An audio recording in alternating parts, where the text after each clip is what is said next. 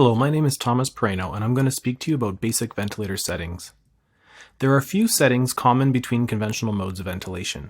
These include the fraction of inspired oxygen, which is simply the amount of oxygen being delivered to the patient; positive end expiratory pressure, which is the pressure maintained in the respiratory system at the end of exhalation.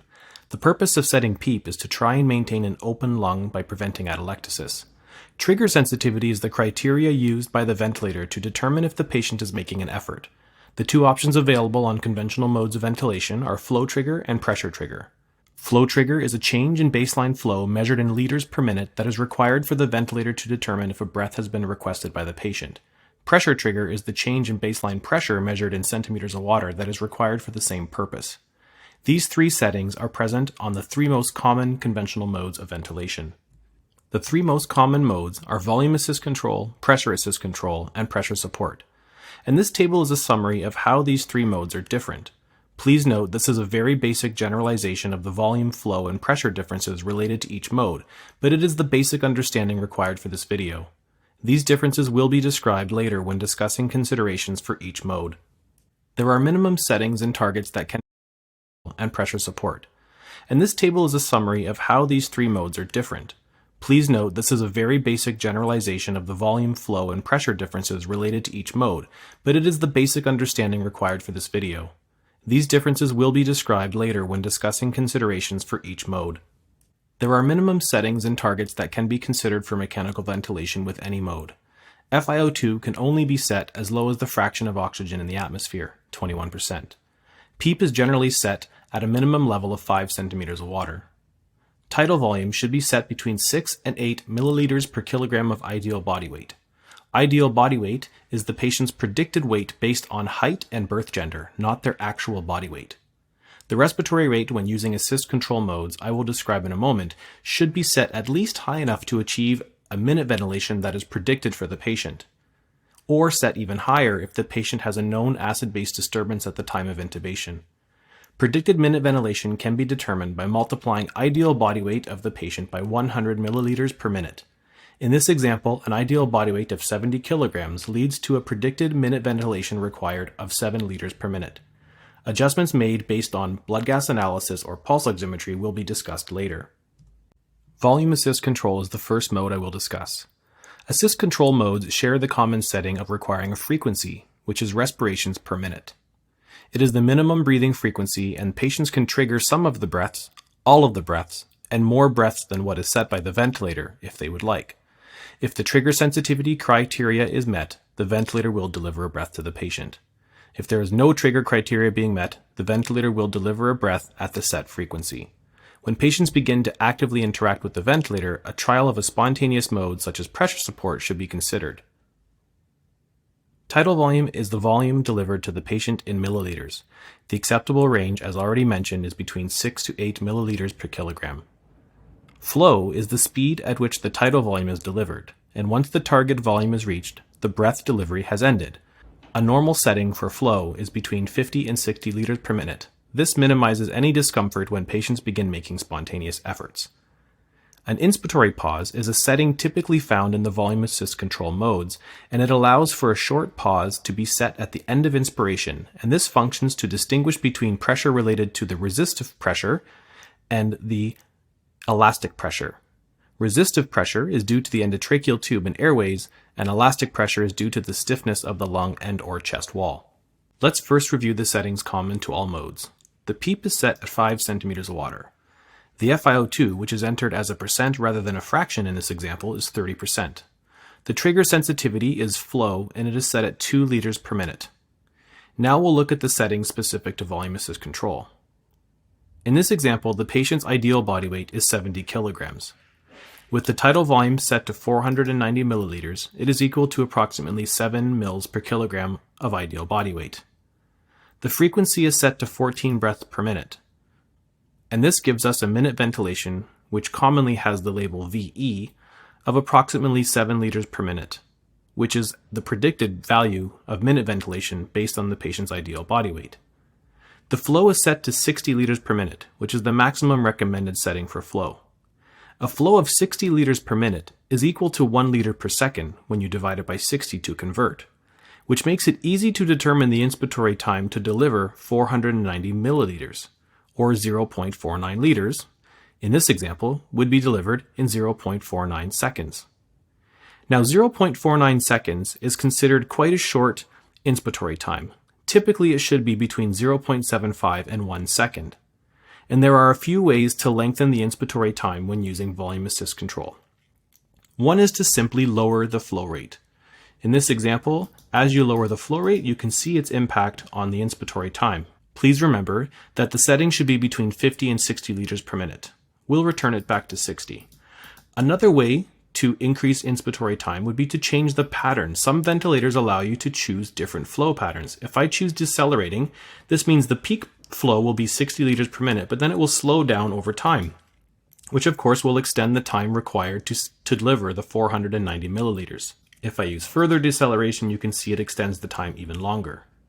However, constant flow allows easy interpretation and calculation of inspiratory resistance, so we will leave it at constant flow. So with the flow set at 60 liters per minute and using constant flow, the method to lengthen inspiratory time that can also serve as a useful monitoring tool is to add 0.2 to 0.3 seconds of a pause time at the end of inspiration. Without this pause time, all the ventilator will display is a peak pressure.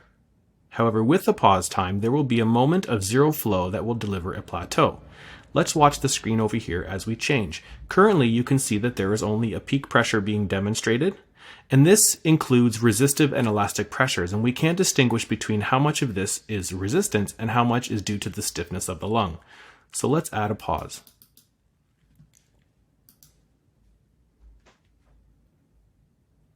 Now you will see there's an inspiratory pause in the waveform. And on the side here, you will see now there is a plateau pressure that is being read by the ventilator, and also driving pressure, which is just plateau minus PEEP. And this can be used to calculate respiratory system compliance. Also, peak pressure minus plateau can also be used to calculate resistance. Peak minus plateau divided by the flow in liters per second is resistance. Because we're using 60, this is 1 liter per second. So 23 minus 15, which is 8 centimeters of water, divided by 1 is 8. So the resistance of the patient's respiratory system is 8 centimeters of water per liter per second. Now let's discuss pressure assist control. For pressure control settings, the frequency is the same as previously described with volume assist control. Pressure is the pressure delivered to the patient in centimeters of water. On some ventilators, this is the absolute pressure that will be reached with each breath. For the majority of ventilators, it is the change of pressure above PEEP, however. The pressure is typically set at a level that will deliver a tidal volume to the patient based on their ideal body weight, which is their predicted body weight based on height and birth gender, not their actual body weight. Again, the acceptable range for patients is between 6 to 8 milliliters per kilogram of ideal body weight. Inspiratory time is the amount of time the pressure will be applied. Rise time is the time the ventilator will take to reach the pressure that you have set. The default setting is usually acceptable and somewhere around 0.1 seconds. Because the pressure is set as a target, it will not change, and monitoring it is much less important than monitoring tidal volume. As resistance or elastance of the respiratory system changes, the result will be a change in the tidal volume delivered. Therefore, keeping the tidal volume within a reasonable target requires closer monitoring. This also means that minute ventilation will also change when these conditions change.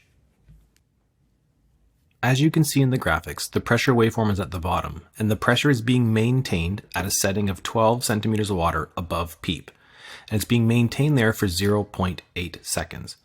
As I mentioned before, if the respiratory system mechanics change, the pressure will not change because it is set, and what will change is the slope of the decelerating flow here. And changes in this shape will result in differences in volume and, of course, minute ventilation delivered to the patient. Let's see what happens when we increase resistance.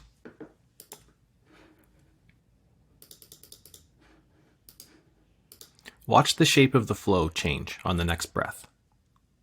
See, the deceleration is a little bit more gradual, but what happens is the tidal volume now changes from 505 to 426 in terms of exhaled volume. Now let's return the resistance back to where it was.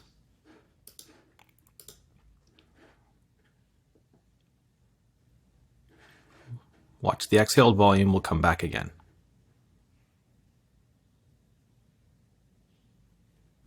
Now we'll change the compliance, and we'll pay attention to the volume changing here, but also the minute ventilation.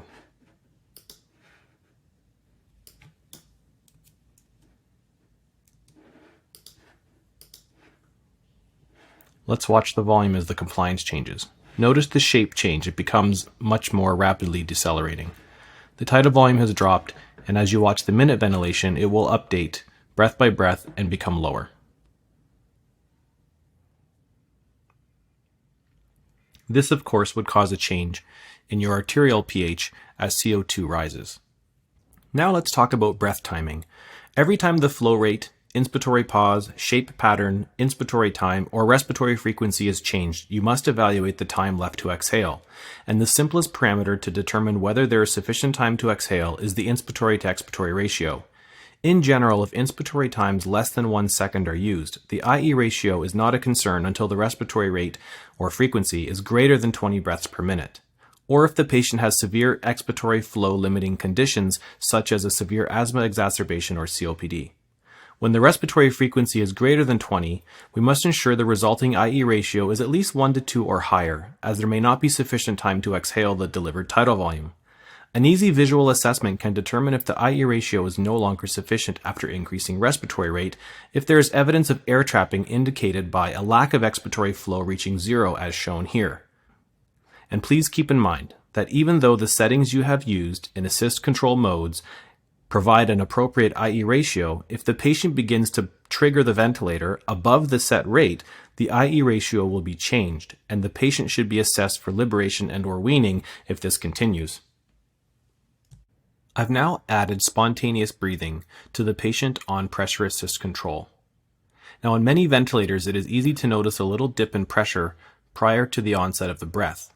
It's difficult to see in this simulator, so I will change the flow sensitivity to pressure sensitivity for trigger, and then you will see a drop of -2 is required to trigger the ventilator. Now you can see that there is an active effort being made by the patient. The ventilator set frequency is 14, and the patient is breathing 18. This patient is now ready to be transitioned to a spontaneous mode of breathing and assessed for liberation from mechanical ventilation. Pressure support is nearly identical to pressure control except for two things. There is no respiratory frequency set. Instead, there is a backup setting that will apply an assist control mode if the patient stops breathing, and it is important to check the settings for that to make sure they are applicable for the patient. The second difference is the termination criteria for the breath. With pressure assist control, it is based on time in seconds. With pressure support, it is a percent of the inspiratory flow. The appropriateness of the setting depends on the resistive and elastic properties of the lung and the inspiratory drive of the patient. Many ventilators have default values of either 25% or 30%. These default settings are important to adjust in patients with abnormal resistance or elastance, such as patients with COPD and asthma. Let's see how this works. The breath profile in pressure support looks identical to pressure control in terms of the pressure is increased and maintained for a certain amount of time. However, in pressure support ventilation, it is not a time based on seconds, it's based on cycle off percent. And it's 25% in this example, which means it's 25% of this peak flow is at which point the ventilator will cycle off and allow exhalation. So let's see what happens when we change this. First, let's change the scale so that it's more clear where it's cycling off, which you can see there. Now I'm going to increase the cycle off percent to 50%.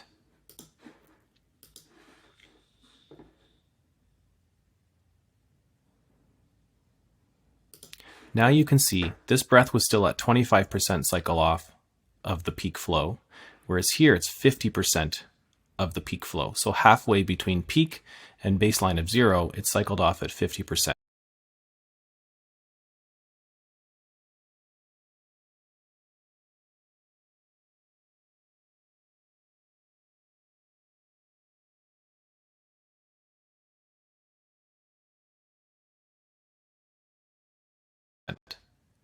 So as you can see, although there's no time being set in seconds, we do have the ability to set a timing in pressure support, which is important because it's possible to set a timing that is too short, which in fact, if you see here, the expiratory flow, there's a peak and it's exponential, whereas here there's a little bit of a dampening in the peak, and that's because the effort is actually still continuing even though the ventilator is cycled off.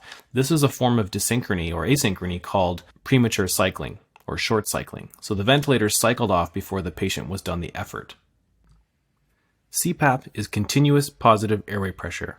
Consider it similar to PEEP, relating to its purpose to maintain an end expiratory lung volume.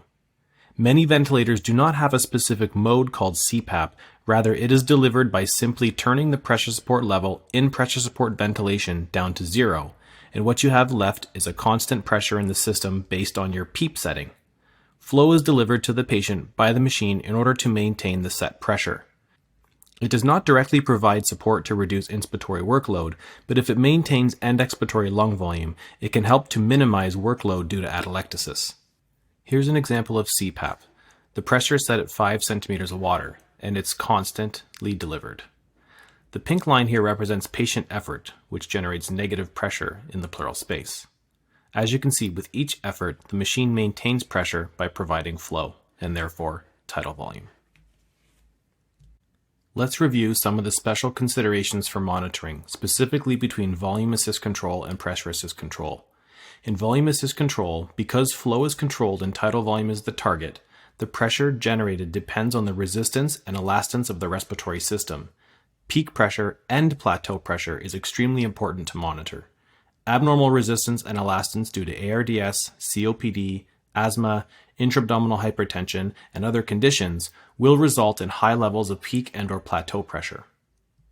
In pressure assist control, because pressure is controlled and time is the target, the tidal volume delivered depends on the resistance and elastance of the respiratory system. Tidal volume and minute ventilation is extremely important to monitor. Abnormal resistance and elastance due to ARDS, COPD, asthma, intra-abdominal hypertension, etc. will require higher pressures to deliver an acceptable volume, and acute changes can cause significant changes in your tidal volume and minute ventilation, and therefore can change your arterial pH. When it comes to understanding the ventilator's role in acid base and oxygenation issues, two key concepts need to be understood. Ventilation refers to the alveolar ventilation, generally determined by minute ventilation, and this addresses carbon dioxide in the blood, and therefore can alter pH. Oxygenation refers to oxygen diffusion into the blood, and it's addressed by changes in the fraction of inspired oxygen and PEEP. Improvements in oxygenation by providing more oxygen is easy to understand since it increases the partial pressure of oxygen available for diffusion. PEEP is often used to increase the end expiratory lung volume available for gas exchange. However, considerable care needs to be taken when adjusting PEEP for oxygenation due to the potential to overdistend the lungs, and caution should be taken when plateau pressure is greater than 27 centimeters of water. PEEP can also affect perfusion within the lung, which can negatively impact ventilation, resulting in worsening pH.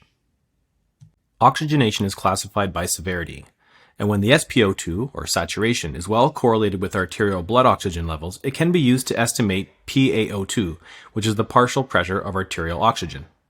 An easy rule to remember is that a saturation of 90% under normal conditions correlates to an oxygen level in the blood of 60 millimeters of mercury. Normal arterial pH is between 7.35 and 7.45. Levels below this are consistent with acidosis, and levels above this are consistent with alkalosis, generally referring to respiratory or metabolic conditions. The arterial pH has an inverse relationship with arterial carbon dioxide.